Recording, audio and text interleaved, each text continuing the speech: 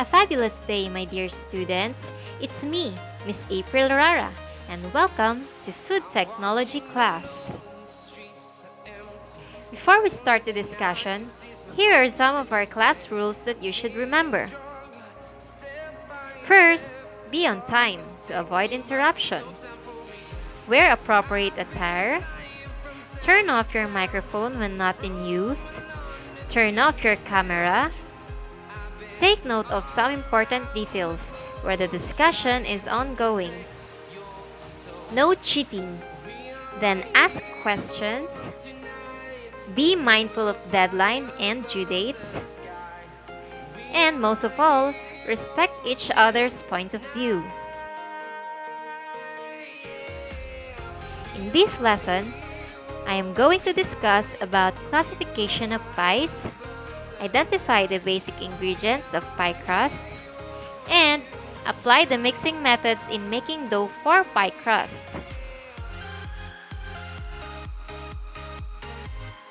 Here are some of the important words that you are going to encounter during the discussion. First is crimp, to pinch or press together in order to seal.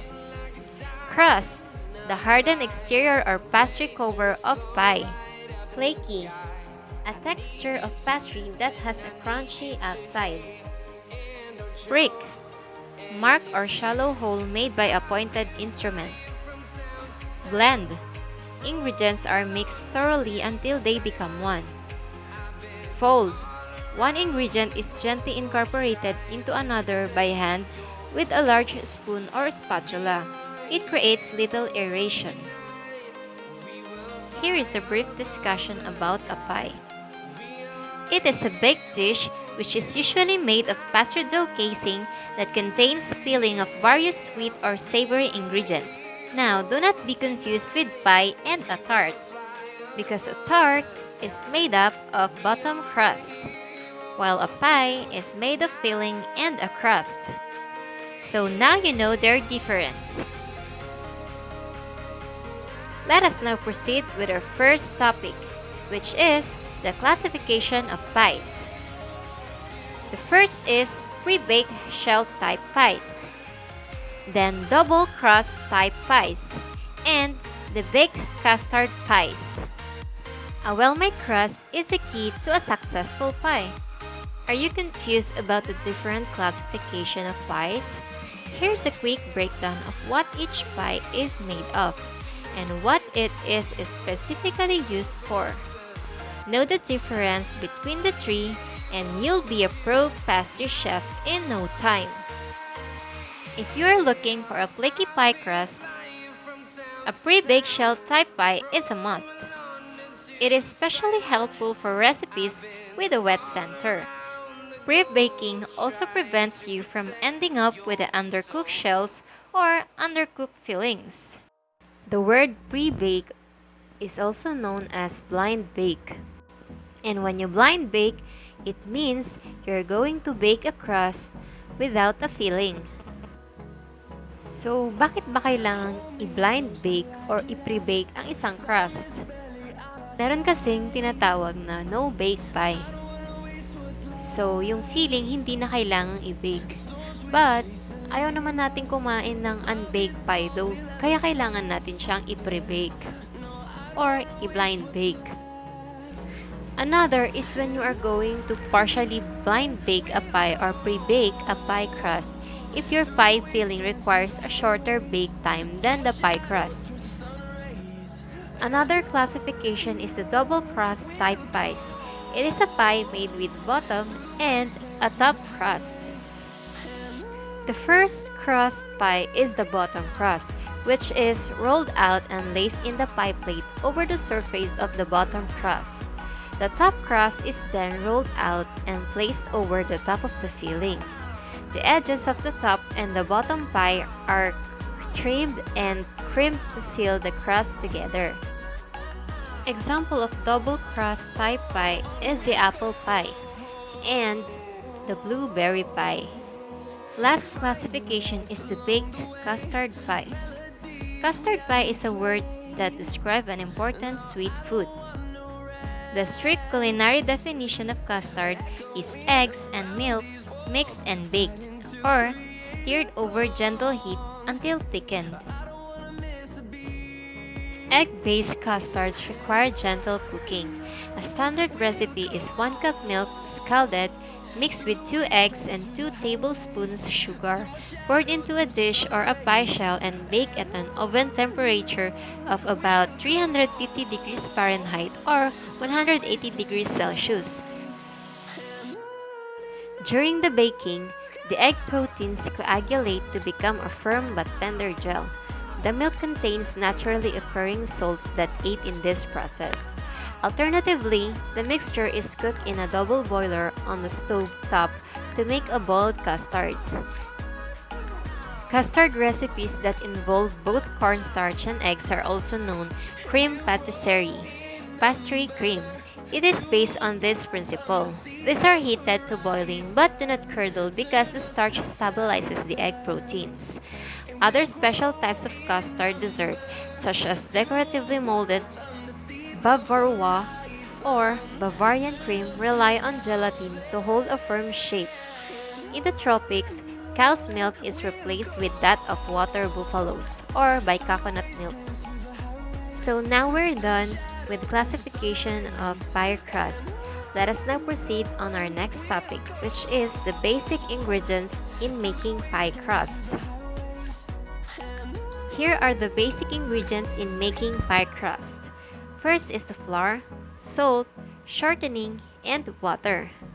A flour is there for strength, structure, and elasticity.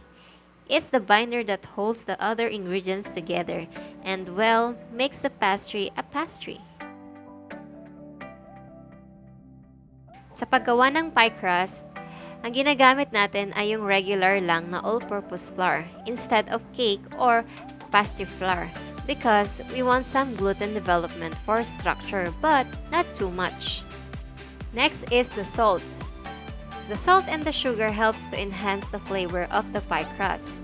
And salt is a very important ingredient when it comes to making your own homemade pie crust. For some instances, okay lang na wag nang lagyan ng sugar, but wag lang nakakalimutan ang salt. Then we have the shortening. You can use a different kinds of fats for pie crust, pero ang pinaka-popular na gamitin for shortening is the butter. Then the last ingredient is the water. Kailangan ay cold. It is the binding agent of your dry ingredients. Without the liquids, the proteins in the flour cannot connect to form the gluten structure necessary for binding the dough together. Lahat ng ingredient na ito ay importante dahil kapag wala ang isa, hindi magiging perfect ang pie crust. So now we are done with the basic ingredients in making pie crust. Let us now go with our last topic, which is mixing methods or procedure in making pie crust. For single pie crust, here is the first procedure. Measure unsifted flour. Combine with salt when sifting into the bowl. Measure butter at room temperature and add to the flour mixture. Use a pastry blender or use 2 knives to blend until the mixture looks like a coarse meal. Kung meron naman kayong food processor sa bahay, pwede rin siyang gamitin. Or kung wala talagang gamit, you can use your hands. But make sure na it is clean. Then measure cold water and sprinkle over the flour mixture. Press dough together with a knife, adding a few drops of water until dough holds together. So hindi nyo minsanan ihahalo yung tubig. Pakonti-konti lang ng lagay.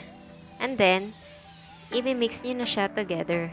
So kapag nabuo na yung dough, sprinkle a little flour on the kneading board and rolling pin. Place the dough on board and form it into a ball with your hand. Then from the center, roll the dough to the edges. Be sure to keep an even thickness of the dough in all directions to produce a perfect circle. Keep the dough an inch bigger than the pie plate. So kailangan mas malaki yung dough kesa dun sa paglalagyan nyo ng pie plate para hindi siya bitin. And then transfer the dough from the board to the pie plate using the rolling pin. Roll the dough around the rolling pin, then unroll over the pie plate carefully to prevent breaking the dough. Then last is fit the dough well on the plate and prick with your hand. So that is the procedure for single pie crust. Now let's go to the procedure for the double crust.